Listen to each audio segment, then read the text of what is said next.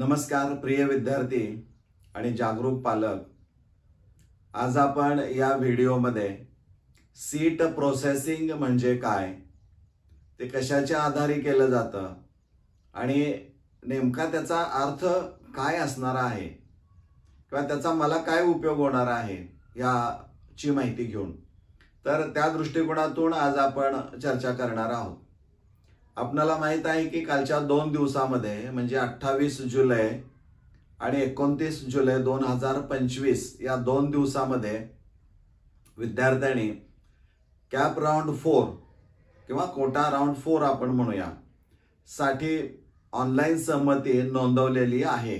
अर्जाचा भाग 1 एडिट करून आणि भाग 2 पसंती क्रम नुसार उच्च माध्यमिक विद्यालयाचा क्रम ठरवून, बरोबर आहे। पण पुढचे जे काही 2 दिवस असणारे आहेत 30 आणि 31 जुलै 2025 आणि त्यानंतर प्रत्यक्ष जी काही ऍडमिशन प्रोसेस सुरू होणारी आहे या सगळ्या ऍक्टिव्हिटीच्या अनुषंगाने आज आपण इथं चर्चा करणार आहोत, जी तुमच्या दृष्टिकोनातून खूप उपयुक्त अशा पद्धतीची असणारी आहे। आता सर्वप्रथम आपण नेमकं सीट प्रोसेसिंग म्हणजे काय याचा अर्थ आपण समजून घेणं गरजेचं आहे। म्हणजे अशी प्रोसेस म्हणजे याचा अर्थ ती एक प्रक्रिया असणारी आहे की ज्यामध्ये जागांचं वाटप केलं जातं। मग ते जागांचं वाटप कशाच्या आधारे केलं जातं तर विद्यार्थ्यांना त्यांच्या पसंती क्रमानुसार, गुणवत्ता यादीतील स्थानानुसार व प्रवर्गानुसार विद्यार्थ्यांना कनिष्ठ महाविद्यालयामध्ये जागा वाटप करण्याची जी काही प्रोसेस असणार आहे त्याला आपण म्हणतो प्रक्रिया। लक्षात राहील। म्हणजे सीट प्रोसेसिंग ही खूप महत्वाची गोष्ट यामध्ये आहे की त्यांचा थेट तुमचा इन्व्हॉल्वमेंट त्याच्यामध्ये काय नाही। तुम्ही ज्यावेळी ऑनलाईन कन्सर्ट द्याल त्यानंतरची सुरू होणारी ती प्रक्रिया असणारी आहे। म्हणजे सीट प्रोसेसिंग विद्यार्थ्यांना त्यांच्या पसंती क्रमानुसार, गुणवत्ता यादीतील स्थानानुसार, प्रवर्गानुसार विद्यार्थ्यांना कनिष्ठ महाविद्यालयामध्ये जागा वाटप करण्याची प्रक्रिया म्हणजे सीट प्रोसेसिंग असणार आहे। म्हणजे विद्यार्थ्यांनी जो काही पसंती क्रम ठरवून तो लॉक केलेला आहे की ज्यामध्ये काही बदल होऊ नये म्हणून, आणि मग ती एलिजिबल कॅन्डिडेटची यादी म्हणजे जे पात्र उमेदवार असणार आहेत म्हणजे जे विद्यार्थी असणारे आहेत गुणवत्तेनुसार त्यांची यादी तयार करणं आणि मग त्यांचा प्रवर्ग विचारात घेऊन ती यादी तयार करणं आणि मग विद्यालयाचं, उच्च माध्यमिक विद्यालयाचं किंवा कनिष्ठ महाविद्यालयाचं वाटप करण्याची प्रक्रिया म्हणजे सीट प्रोसेसिंग। आता ही सीट प्रोसेसिंग जी काही प्रक्रिया असणारी आहे ती पार पाडण्याची जबाबदारी नेमकी कोणाची असणारी आहे तर विभागीय समितीची असणारी आहे। आपल्याला माहित आहे, यापूर्वी मी बऱ्याच वेळा सांगितलंय की राज्यामध्ये एकूण 8 विभाग पाडलेले आहेत। आता याची नावं तुम्हाला माहित आहेत। एकूण 8 विभाग आहेत आणि प्रत्येक विभागाला एक डेप्युटी डायरेक्टर आहेत। म्हणजे त्यांच्या अंतर्गत किंवा त्यांच्या ऑब्झर्वेशन खाली या सगळ्या गोष्टी केल्या जातात। म्हणून विभागीय समिती जी असणारी आहे ती ऍक्च्युअली या विद्यालयांचं, उच्च माध्यमिक विद्यालयांचं किंवा कनिष्ठ महाविद्यालयांचं सीट प्रोसेसिंगच्या माध्यमातून पुढची प्रोसेस केली जाते। त्यामुळे जबाबदारी कुणाची असणार आहे तर विभागीय समितीची, कारण ही जी प्रोसेस असणार आहे ती राज्यभर असणार आहे।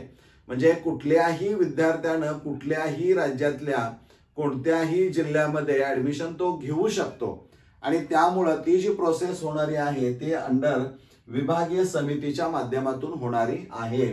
मग ही विभागीय समिती काय करते तर तुम्ही जे 2 दिवसामध्ये 28 आणि 29 जुलैला जे काही तुम्ही फॉर्म 1 आपण म्हणूया भाग 1 अर्जाचा भाग 1 त्यामध्ये काही चूक झाली असेल तर ती दुरुस्त केली असेल, तो लॉक केला असेल म्हणजे पुन्हा बदल होऊ नये म्हणून, आणि मग भाग 2 जो असणार आहे पसंती क्रम तो एकदा चॉईस कोड प्रमाणे ठरवून तुम्ही तो लॉक केला असेल जेणेकरून बदल होऊ नये म्हणून, तर त्या सगळ्या कागदपत्रांची जे काही तुम्ही अपलोड केलेली कागदपत्र असणारे आहेत म्हणजे तुमची गुणपत्रिका असेल, कास्ट सर्टिफिकेट असणारे आहेत किंवा तुम्ही जो प्रवर्ग म्हणताय तिथं दावा करताना ती सगळे सपोर्टिंग डॉक्युमेंट्स तुम्हाला अपलोड करावे लागतात। यांची छाननी ही विभागीय समिती करते आणि मग यांच्याकडं त्या विभागामध्ये किती आलेले आहेत आणि प्रत्येक कॉलेजला मागणी किती केलेली आहे, मग प्रवर्ग आणि मग त्यांची एलिजिबल उमेदवारांची यादी तयार करणं, हे सगळं जे काम असणारे आहे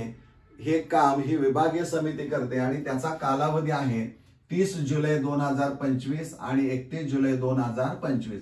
या 2 दिवसामध्ये ही प्रोसेस पार पाडली जाते, हे आपल्याला माहित असणं गरजेचं आहे. त्यानंतर ही एकदा गुणवत्ता यादी ते तयार केल्यानंतर एकदा खात्री पटली की बाबा ठीक आहे, इट्स ओके, त्यांना जे काय अलॉटमेंट संपूर्ण राज्यभर विद्यार्थ्यांचं करायचं आहे ते करण्याची जबाबदारी प्रत्येक विभागाकडे असणारी आहे.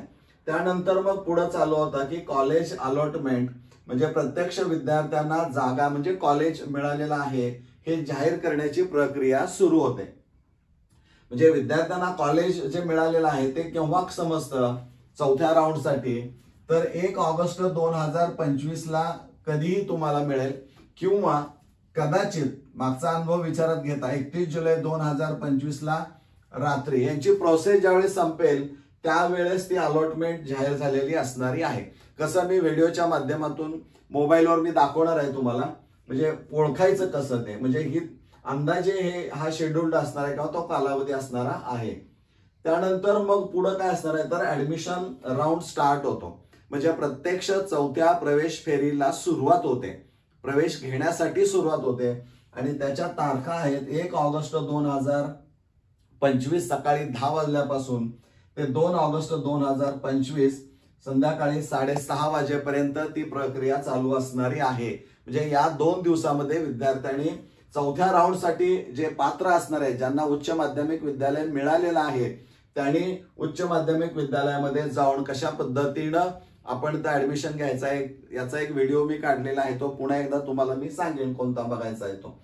तर इथं ही 2 दिवसाची ऍक्टिव्हिटी असणार आहे.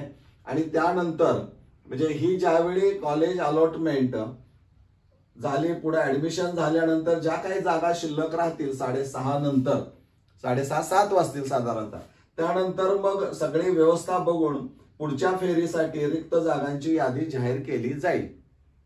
पुढची फेरी म्हणजे असणार आहे स्पेशल फेरी, त्याला आपण ओपन टू ऑल किंवा सर्वांसाठी खुले फेरी असं म्हणतो. ती वॅकन्सी या तारखेला 4 ऑगस्ट 2025 सायंकाळी 6 वाजेपर्यंत राहील. अर्थात हे टायमिंग दिलेलं त्यांनी आहे, पण त्यामध्ये बदल हा निश्चित होऊ शकतो. म्हणजे या ऍक्टिव्हिटी या 2 दिवसामध्ये आहेत आणि त्यानंतर तुम्हाला अलॉटमेंट झाल्यानंतर पुढच्या 2 दिवसासाठी ऍक्टिव्हिटी असणाऱ्या आहेत.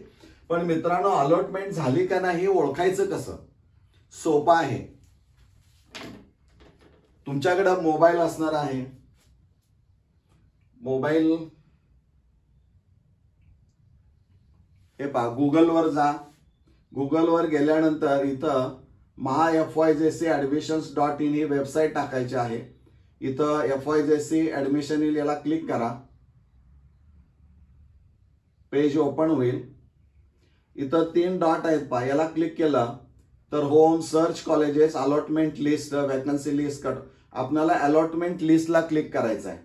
हे अलॉटमेंट लिस्टला समजा क्लिक केलं तर तुम्हाला इथं राऊंड सिलेक्ट करायचा आहे, तुम्ही कोणता राऊंड असणार आहे तो. अलॉटमेंट लिस्टला राऊंड तुम्ही सिलेक्ट करा. आता सध्या इथं काही दिसत नाहीये, मग दिसत नसेल तर ओळखायचं कसं? ही वेबसाईट ओपन केल्यानंतर डायरेक्ट इथं खाली जावा. यामध्ये बघा ऍडमिशन शेड्यूलला क्लिक केलं तर चौथ्या राऊंडचं प्रत्यक्ष ऍडमिशनचं शेड्यूल इथं कळेल. ब्राउशर अँड मॅन्युअल आहे, याचा अर्थ इथं सगळे इन्फॉर्मेशन तुम्हाला जी बुकलेट असणार आहे ती मिळेल. काही रूल्स आहेत, सर्क्युलर्स ते पाहायला मिळतील आणि इथं तुमच्या लक्षात येईल पहा, number of colleges, number of student हे व्हेकंट आहे, सगळं रिकामच आहे. ह्या व्हॅल्यू संख्या इथं अजिबात भरलेल्या नाहीत. ह्या केव्हा भरल्या जातील? ज्यावेळी इलिजिबल पात्र उमेदवारांची यादी तयार होईल आणि त्यांना खात्री वाटेल की आता राज्यामध्ये 1 लाख 1.5 लाख विद्यार्थ्यांची विभागणी आम्ही किंवा त्यांना आम्ही अलॉटमेंट करतोय, त्यावेळी इथं ह्या सगळ्या संख्या भरल्या जातील. आणि ज्यावेळी इथं त्या संख्या भरल्या जातील त्यावेळी समजायचं की 100% अलॉटमेंट झालेली आहे. आणि मग तुम्ही लॉग इन मधून किंवा डायरेक्ट ऍप्लिकेशन नंबर फीड करून तुम्ही कोणतं उच्च माध्यमिक विद्यालय मिळालेलं आहे हे तुम्ही पाहू शकता. आणि त्याचं रिझन कसं बघायचं मिळालं नसेल तर त्याचा एक व्हिडिओ तुम्हाला यापूर्वी काढलेला आहे. म्हणजे या पद्धतीनं या पद्धतीनं आपल्याला हे माहीत असणं आवश्यक आहे, खूप महत्वाचं आहे. मला वाटतं हे तुम्हाला समजलेलं असणार आहे. धन्यवाद.